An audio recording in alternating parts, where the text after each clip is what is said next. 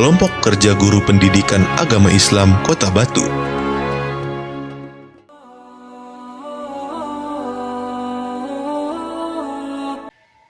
Assalamualaikum warahmatullahi wabarakatuh.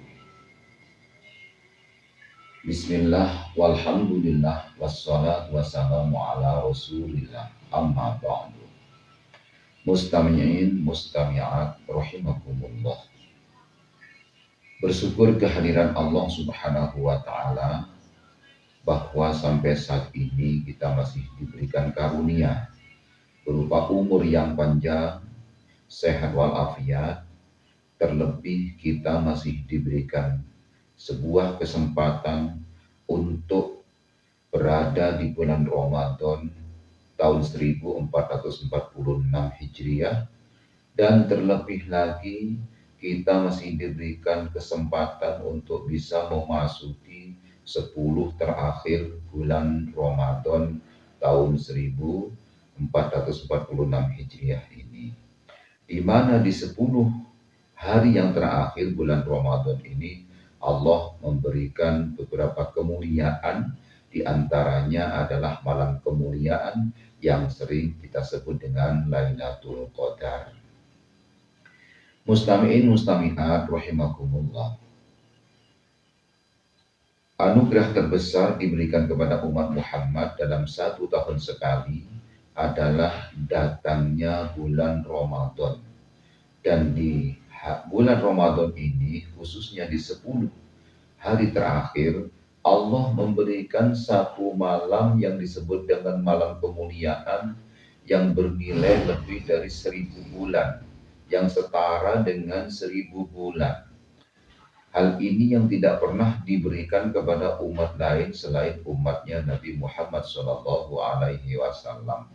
Oleh karena itu, wajiblah bagi kita, sebagai rasa syukur kita, untuk mengisinya dengan amalan-amalan terbaik kita.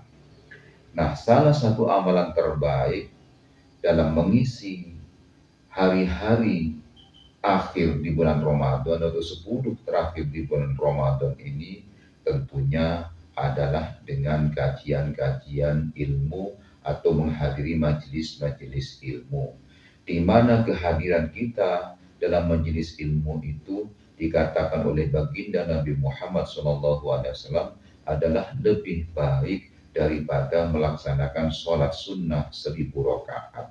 Oleh karena itulah, dalam kesempatan kultum kali ini, mari kita bersama-sama mendengarkan, mari kita bersama-sama belajar, mari kita bersama-sama menyimak, meskipun secara zahir kita tidak datang dalam satu majelis, tapi dengan menyimak, dengan memperhatikan apa yang ada dalam tayangan ini, mudah-mudahan Allah ridho dan dianggap kita sudah menghadiri satu kajian ilmu atau majelis ilmu. Nah, Mustami'in mustami'at rahimakumullah, pada kesempatan kali ini sengaja saya ingin menyampaikan sebuah ayat di dalam Al-Qur'anul Karim yang terdapat dalam surah Al-A'raf ayat 26, di mana inti dari ayat ini adalah libasun atau pakaian.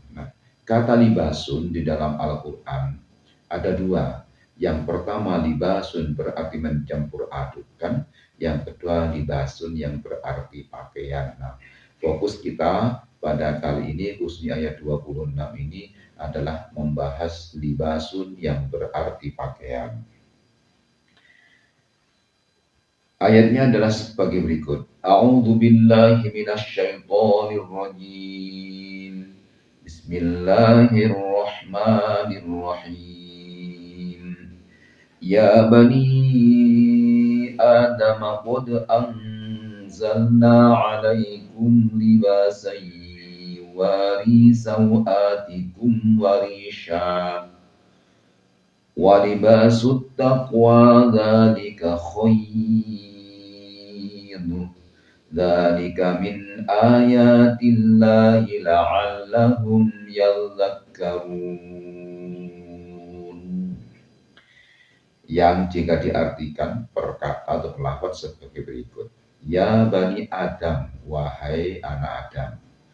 Qad anzalna, sungguh kami telah menurunkan alaikum atas kalian libasan pakaian. Yuwari, yang menutupi sauatikum, keburukan-keburukan kalian, atau dalam kurung adalah aurat, warisan, dan pakaian sebagai perhiasan. Walibasut taqwa, dan pakaian ketakwaan, dalika khair, itu lebih baik. Dalika min ayatillahi, demikian itu tanda-tanda atau sebagian tanda-tanda kekuasaan Allah, la'allahum yadzakarun, agar mereka mengingat-ingat. Nah, di dalam ayat ini yang pertama Allah menyatakan qad anzalna. Lafaz anzalna yang berarti menurunkan. Kami menurunkan.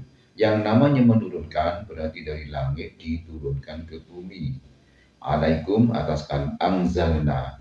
Maka tempat turunnya dinamakan dengan manzilun, sehingga rumah dalam bahasa Arab itu disebut dengan manzilun bila bermaksud bahwa rumah itu tempat kita diturunkan atau kita dilahirkan. Nah, kemudian kalau rumah yang bermaksud tempat kita menginap atau tempat kita beristirahat, maka baitun. Ya, baitun, sehingga tempat kita menginap atau tempat kita tidur dimakan baitun. Tapi dengan tempat kita turun, tempat kita dilahirkan, namanya adalah manzilun. Nah, apa yang diberikan oleh Allah Subhanahu wa taala adalah libasan, diantaranya libasan. Libasan dalam hal ini diartikan pakaian. Nah, sedangkan pakaian ini bukan dalam arti yang sesungguhnya atau arti dalam bentuk fisik, tetapi arti dalam bentuk filosofi, yaitu yang berarti dengan rasa malu. Jadi Allah menurunkan kita ke dunia, melahirkan kita ke dunia, itu disertai dengan sebuah pakaian yang berupa rasa malu. Sehingga sejak bayi dilahirkan sudah ada naluri bahwa bayi dilahirkan itu sudah mempunyai rasa malu. Nah, ini kalau kita amati bahwa anak kecil atau bayi yang masih kecil yang belum bisa tengkurap itu, jika mereka sedang diganti popoknya, dalam hal ini mereka tidak ada pakaian yang menutupi sama sekali, atau sedang dimandikan kemudian ditidurkan telentang, maka dia akan berupaya bagaimana melakukan suatu gerakan-gerakan kemudian supaya dia bisa menutupi auratnya, sehingga berupaya untuk bisa tengkurap. Nah, berupaya untuk bisa tengkurap itulah menunjukkan bahwa si bayi ini punya naluri untuk selalu menutup auratnya karena dia sudah lahir dengan perasaan rasa malu. Nah, bahasan kita karena terkait dengan Ramadan ini, kalau Allah sudah menyertakan dalam diri kita rasa malu sejak lahir, maka seharusnya kita juga bisa merasa malu ketika di bulan Ramadan kita tidak berpuasa, bahwa itu suatu kewajiban. Seharusnya kita merasa malu. Yang kedua, seandainya sudah berpuasa tapi masih senang membicarakan orang lain, membicarakan kejelekan orang lain, masih senang menyakiti orang lain, masih marah-marah, seharusnya kita juga merasa malu. Dan di bulan ini juga seandainya kita masih bermalas-malasan untuk melaksanakan ibadah, baik ibadah wajib maupun ibadah sunnah, seharusnya juga merasa malu. Karena pakaian rasa malu itu sudah diturunkan oleh Allah Subhanahu wa taala sejak kita lahir ke dunia. Oleh karena itu, sebaiknya kita sebagai hamba Allah Subhanahu wa taala yang sudah diturunkan ke bumi ini dengan pakaian rasa malu, seharusnya kita juga merasa malu kepada Allah ketika kita tidak mampu melaksanakan perintahnya. Kita juga merasa malu kepada Allah ketika kita melanggar aturan-aturannya atau melanggar larangan-larangannya.